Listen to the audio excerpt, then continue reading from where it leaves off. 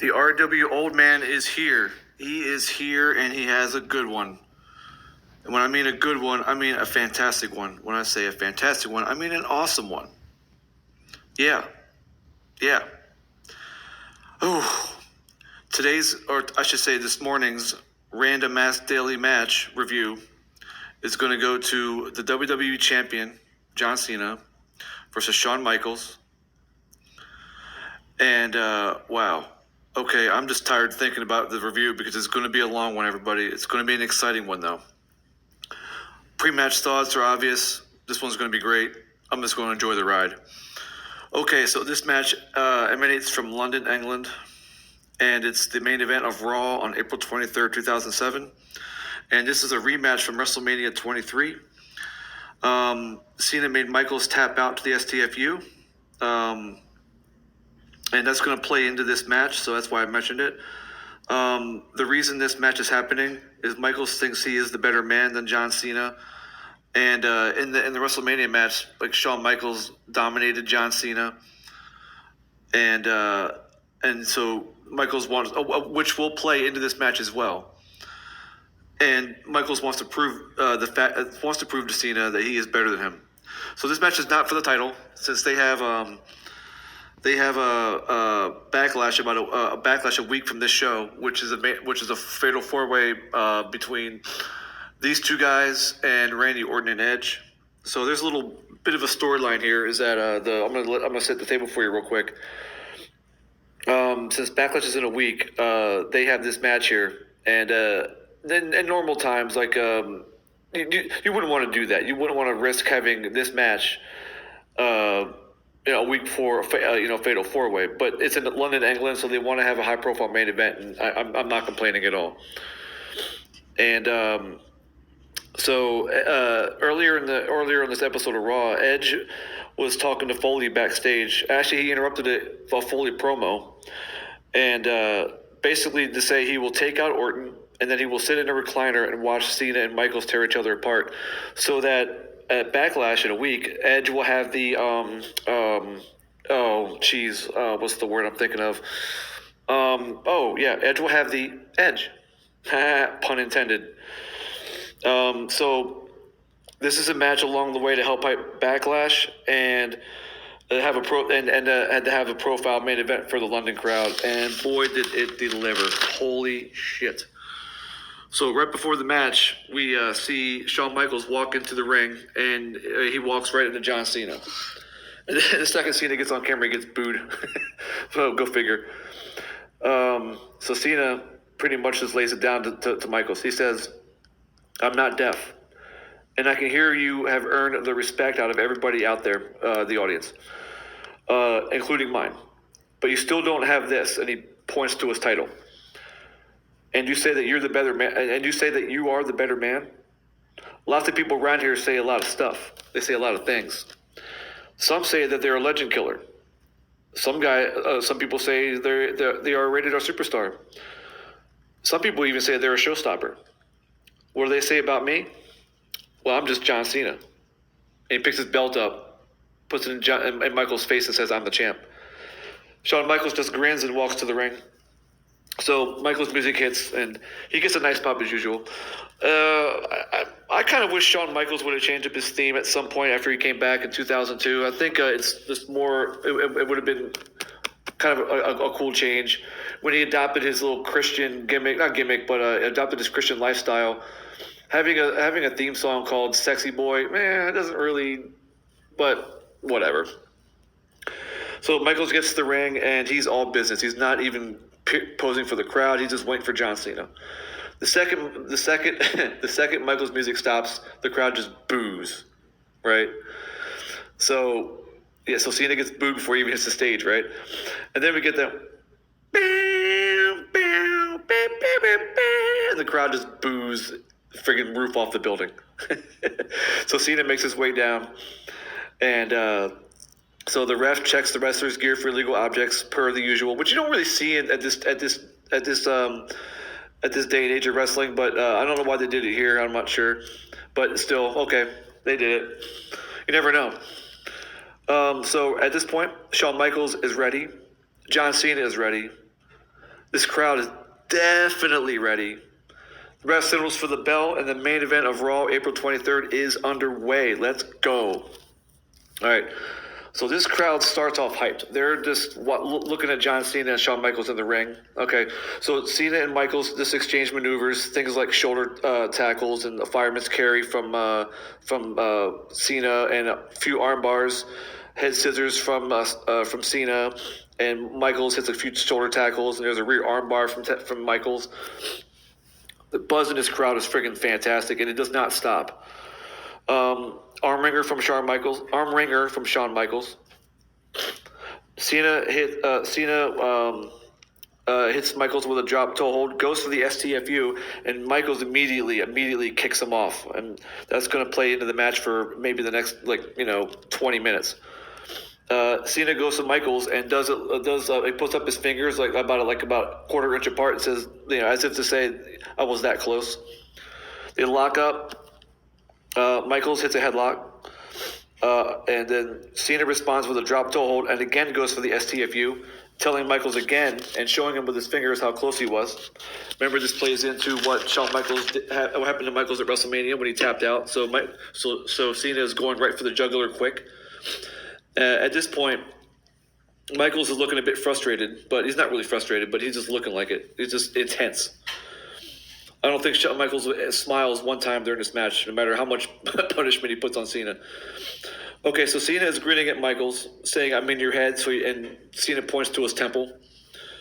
Shawn Michaels with a rear waist lock, Cena breaks that and takes down Shawn Michaels and again goes for the STFU. That typical John Cena dual chant breaks out.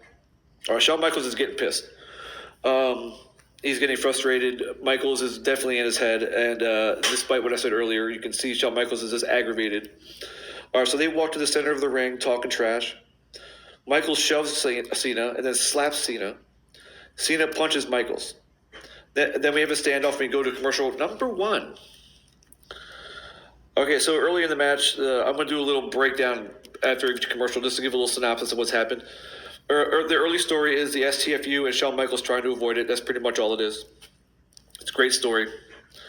Back from the commercial, Cena and Michaels are staring at each other. And the crowd is hyped for some reason, but you just don't see why, because I guess something happened during the commercial break. Cena hits a side headlock. Cena continues with the side headlock. Cena wants to wear down Shawn Michaels for the STFU. I think that's why he's doing this, and it's not a bad move. This side headlock does 2 things. It takes Michaels out of his game, and it wears down Shawn Michaels' head and maybe his neck area, so when he applies the STFU, he's going to get the win. Shawn Michaels breaks the headlock and eats a shoulder tackle. Cena goes back to the side headlock, again trying to soften up Michaels for the STFU. Cena stays with the side headlock. Yes, he had a headlock on this long. I never seen headlocks look like this exciting because Michaels is trying his damnedest to get out of this headlock, but he can't. Shawn Michaels again breaks the headlock, but eats a huge clothesline from Cena. Cena gets a 2 count. And back to the side headlock. Michaels again breaks the headlock and is able to deliver an elbow to Cena. And he gets some separation that he desperately needs. And Shawn Michaels is selling his headlocks. And it looks good. It's so good to see good selling. Good job, Michaels. You're the best. Michaels with a kick and a chop to Cena. Michaels smashes Cena's head into the turnbuckle. Michaels is measuring John Cena with strikes. Michaels charges Cena into the corner and eats a boot for it. Huge clothesline from Cena to Michaels, gets a 2 count. And back to the side headlock. Cena hits Michaels with a couple shoulder tackles. Michaels goes for sweet chin music, and Cena dodges and sends Shawn Michaels out of the ring, and we go to commercial break number 2. All right, so during this chapter, right, chapter 2, Cena has been wearing down Michaels for the STFU. It's really good stuff, except for a small flurry. Cena is dominating so far. By the way, you will hear Jim Ross come out with a great line as an announcer, putting emphasis on this match. And saying that this is the exact opposite way of how WrestleMania, the WrestleMania match began. Because Michaels was dominating that match at the beginning. Now Cena's doing it. Good stuff.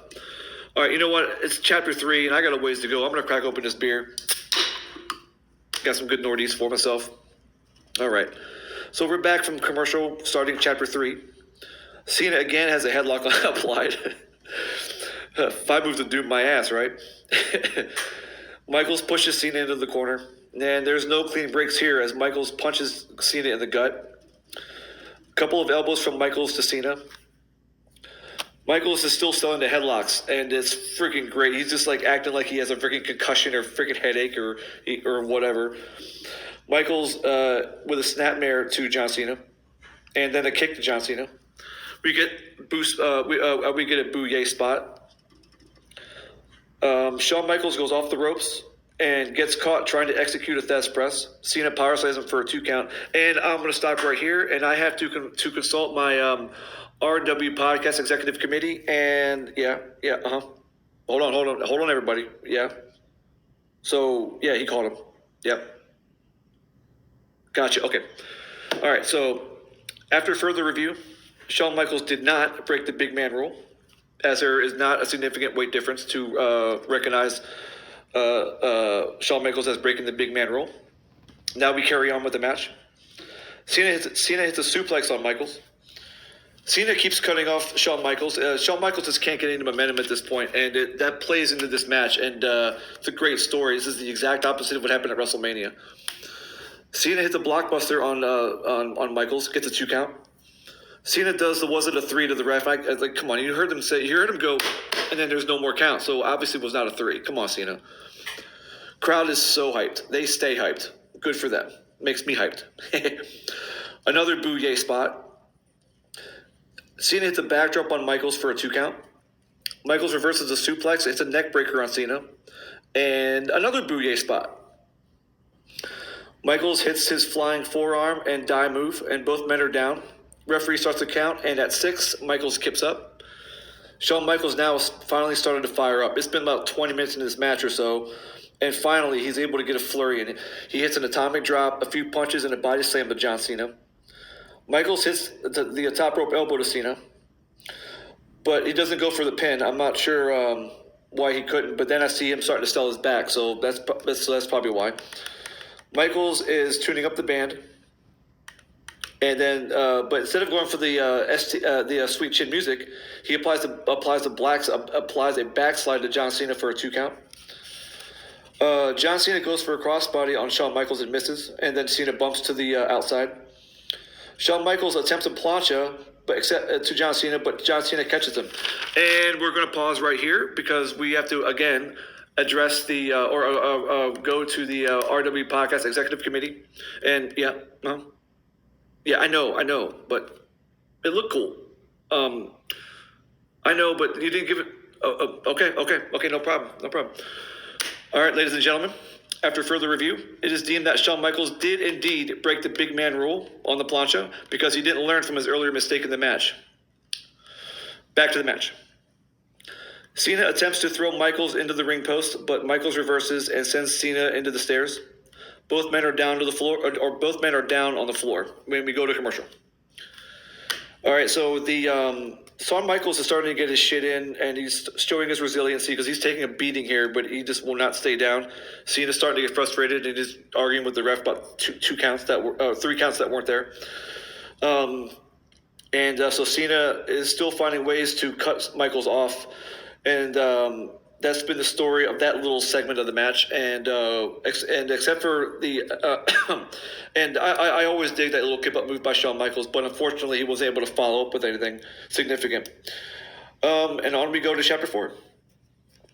Back in the ring, we see Michaels in control, and back in the ring, we see Michaels in control due to the throwing Cena into the stairs. Shawn Michaels with a kick and a punch to Cena. Michaels puts Cena in a hammer lock and then throws John Cena into the ring post. And then Cena bumps to the floor. Cena's left arm is obviously hurt, and Michaels goes right after it. Michaels brings Cena back into the ring and smashes John Cena's left arm on the top rope. Michaels with an armbar to Cena. Michaels with a half Nelson to Cena.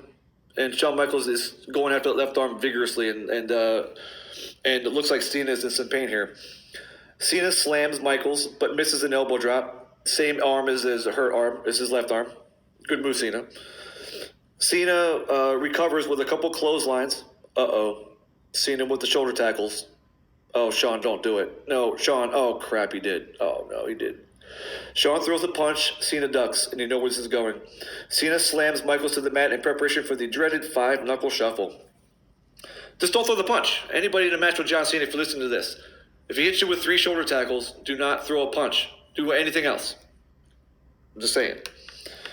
Crowd boos when Cena raises his hand in the air. But then they chant the "You can't see me" part. So crowds can be weird. I'm not boo, and it's a booyah spot, I guess. Okay.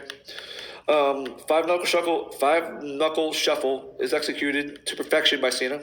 Way to go, Cena. Cena attempts the FU, but Shawn Michaels wiggles out of it. Michaels misses sweet chin music. Cena hits the FU on Michaels for a nice 2 count. Huge kick out. The crowd popped. Really nice pop. The crowd is still hyped, by the way. In case I haven't mentioned it yet, this crowd is so hyped. And what a fucking match this fucking is. And we're like, 15 minutes left? Holy crap. What else are they going to do, right? So at this point, after the FU, Cena can't believe Michaels kicked out. And that's going to play into the rest of the match. This is Shawn Michaels' resiliency is showing up. So as Cena sits there with the look of disbelief on his face, we go to commercial number 4. All right, so Michaels had a weakness, but he just couldn't do anything with it as, again, Cena cuts him off. I understand that Michaels is trying to do it so Cena won't be able to do the SCFU. Again, the SCFU is the main thing about this match. It's all tied into WrestleMania. But Michaels just can't do anything with it. And the second Shawn Michaels was in control, here comes the 5-knuckle shuffle. I'm just saying, if Shawn had just not thrown the punch, just say it. Again, just say it. All right. On to Chapter 5. We are back from commercial for Chapter number 5. All right. Cena is in control. Cena throws Michaels to the outside. Cena slams Michaels back first into the ring post for a 2 count. And Cena can't believe, again, that Shawn Michaels keeps kicking out. Frustration is probably mounting in John Cena at this point. Cena continues working on Michaels' back. Cena suplexes Michael for a 2 count. Cena with a bear hug. Ooh, bear hug? Okay. Michaels breaks out of the bear hug and pushes Cena to the corner. Michaels with a back elbow to Cena. Shawn Michaels does Cena whips God fucking damn it. Cena whips Michaels into the turnbuckle, and Michaels does the Ric Flair turnbuckle bump and falls to the floor. Michaels' back has got to be killing him. I mean, he hit like the ring post, the turnbuckle, the freaking apron, and of course he hits the floor. Good Lord. Cena hits a leg drop, or Cena brings Michaels back into the ring and then hits the leg drop from the top rope on the back of Michaels' head for a 2 count. And who says John Cena can't wrestle? Right. Okay. Glad there's silence. Cena puts Michaels on the top rope. Michaels blocks an FU attempt from the top rope, and then hits John Cena with a crushing powerbomb from Brett's rope. Ooh, Michaels needed that so bad. Both men are down. Selling the power bomb, and Michaels is just hurt. Let's see here. Michaels blocks an STFU attempt, and Cena gets kicked off the STFU, and John Cena is now on the apron. Cena is on the ring apron after being kicked off the STFU. Just to clarify, Michaels charges Cena, and John Cena bumps to the announcer's table, hitting his jaw on the table. Michaels removes the top part of the stairs. And then Michaels attempts a pile driver on the stairs to John Cena, but John Cena reverses with a freaking brutal-looking backdrop. Michaels, his back has got to be... He flat backed that backdrop. And as Michaels sells the backdrop and Cena's in the ring, we go to commercial number 5. All right. So Michaels is getting his ass kicked. He's doing just enough to stay in the match. And like I said, he needed that power bomb just to stay in the match. That's the story of the match so far. Cena's kicking his ass. Michaels does something to stay in the match. So Michaels is trying to get momentum, but he just can't do it. He can't keep momentum. I mean, that backdrop from John Cena, jeez, it looked brutal. Like you hear that smack on the mat, right? So we're back from commercial for Chapter 6, and both guys are brawling on the announcer's table. Okay, so the ref is telling John Cena to back off of Michaels at this point, and then Cena's like, No. He won't stay down to justify his further punishment to Shawn Michaels. He barked it in the camera. You can see Cena's just frustrated. He's like, he won't stay down. It's great storytelling here. Just everything is elevating. Oh, so back in the ring, Cena applies the STFU finally. I'm not a fan of the Cena STFU. It never really looks good. It just never looks like he's really even applying it. But he's made it his, and it's a part of his move repertoire. And what else can you say about it? Michaels makes it to the ropes, so Cena has to break the STFU, and the crowd pops huge. Cena blocks Sweet Chin Music and goes for the FU. Michaels wiggles out, and Shawn Michaels nails Cena with Sweet Chin Music. Unfortunately, Michaels couldn't follow up with a pin, but both men are down now. Crowd pops huge for the Sweet Chin Music. Michaels is able to crawl to Cena though and get an arm on his chest, but Cena gets his hand on the bottom rope. Both men crawl to a corner. There's a bouye spot in the corner, fourth one of the match. Cena whips Michaels into the opposite corner. Michaels slips up to the top rope and sits for a second, and then flips back down to the mat. Michaels runs into an FU attempt and flips out of it and nails Cena with a Sweet Chin Music. And at 42 minutes and 8 friggin' seconds, there's the 1, the 2, the 3, and Shawn Michaels, the showstopper, wins this match. Holy shit! Wow. All right, so we are on to the aftermath of that amazing match.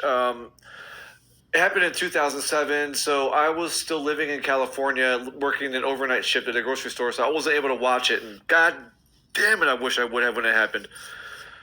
This match had everything.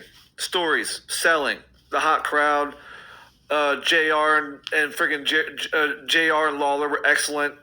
There's the clean finish, no bullshit.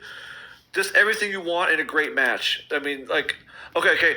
Here's a good question. And I hope people who view this will answer in the comments. I want you to know, if you watch this match, does it rank right up there with Shawn Michaels and Undertaker? Give me an honest answer. Yes or no? Does it make any difference? You can expound if you want.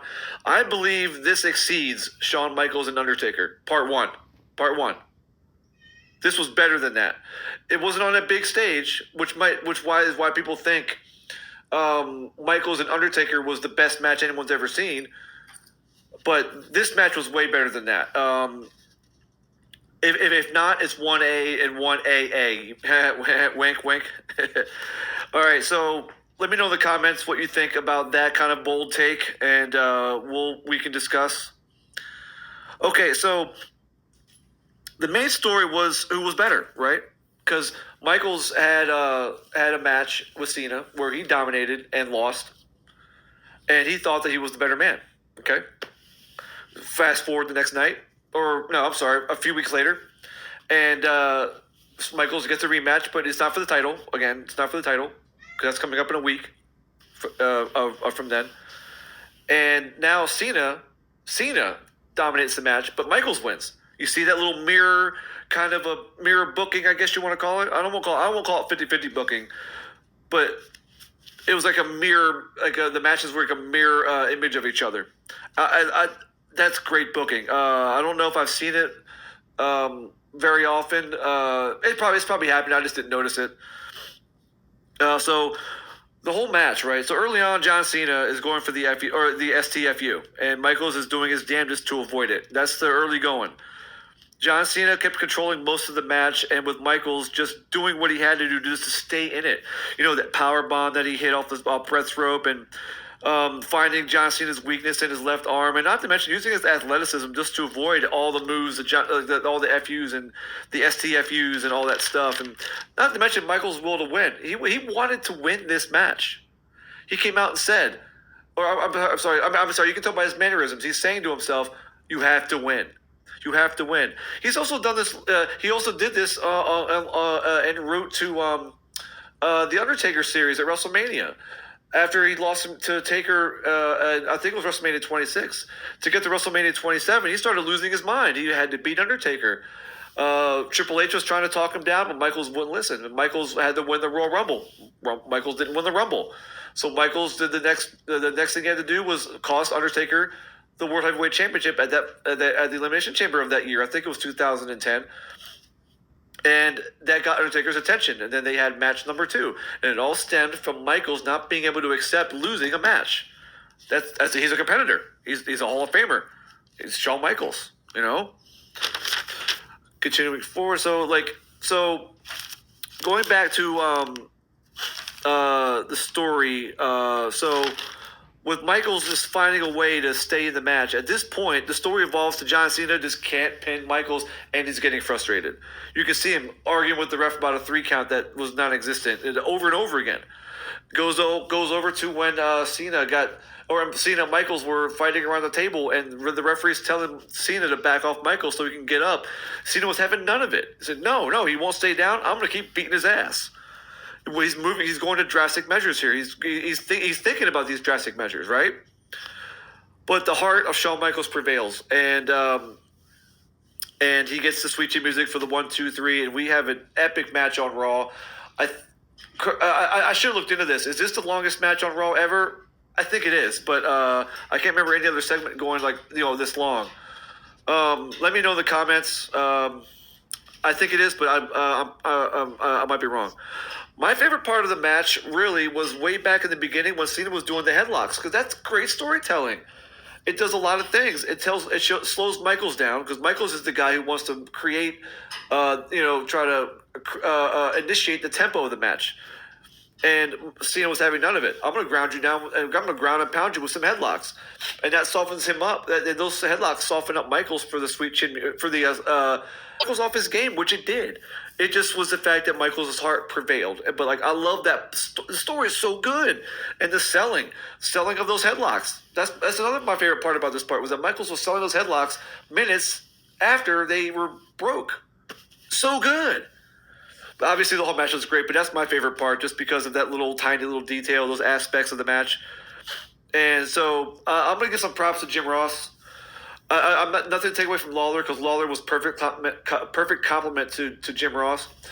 But I wish I would have some Jim Ross quotes, but it was just enough just to be able to do the play-by-play and take the notes for that. Maybe next time I won't be so lazy. Sorry.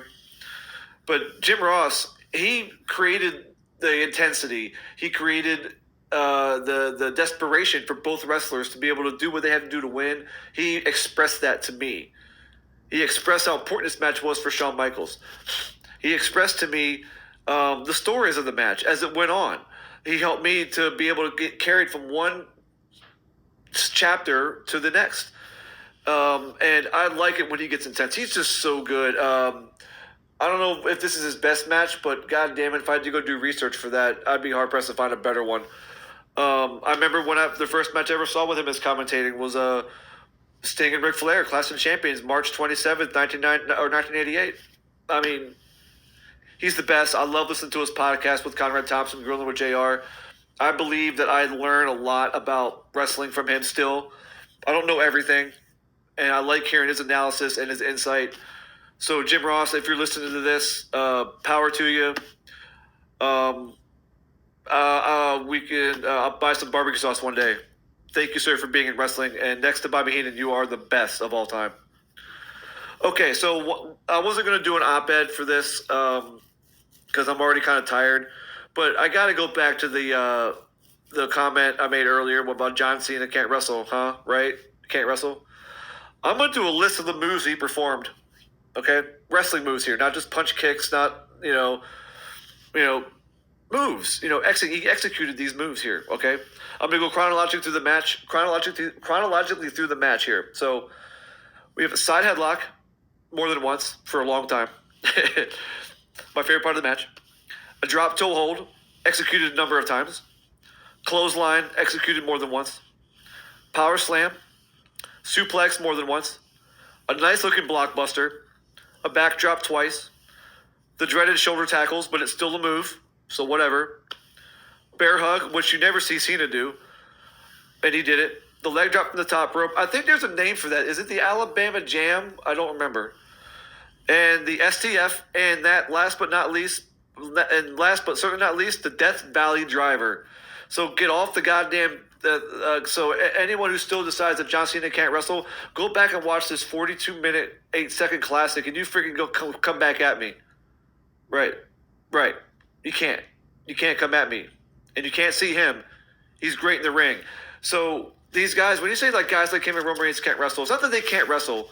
It's just that in most of their matches, they don't need to do much of this stuff to get over. They don't need to do this to have an effective match. Now, granted, when you see Roman Reigns do like 5 Superman punches, okay, it gets a little tiresome. But if called on, Roman Reigns can do the same moveset here just as good as John Cena can, just as good as a guy like Chris Benoit or any of the other technical marvels like Dean Malenko. They can do this stuff. They just don't need to. They don't have to. They're not. It's not their job. Their job is to go out, pander to the crowd, get them to boo or cheer them, and that's their job at the top of the card. And by the way, if you think doing all these kind of fancy schmancy submission moves or suicidas or drop toe holds, whatever important, you go ask how Hulk Hogan did with those. Well, he did pretty good. How about you go ask Steve Austin how he did with them?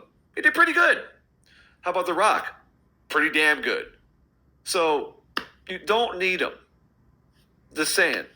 I'm not trying to knock anybody here who is a non-Cena fan. I'm not trying to argue with you about it. But facts are facts. You don't need these moves to get over and get a reaction from a crowd. You don't need them. And I just proved it to you. You don't need them. Okay. Okay, I'm good. I'm going to finish my beer. I'm going to go to bed. I'll be back tomorrow. See ya!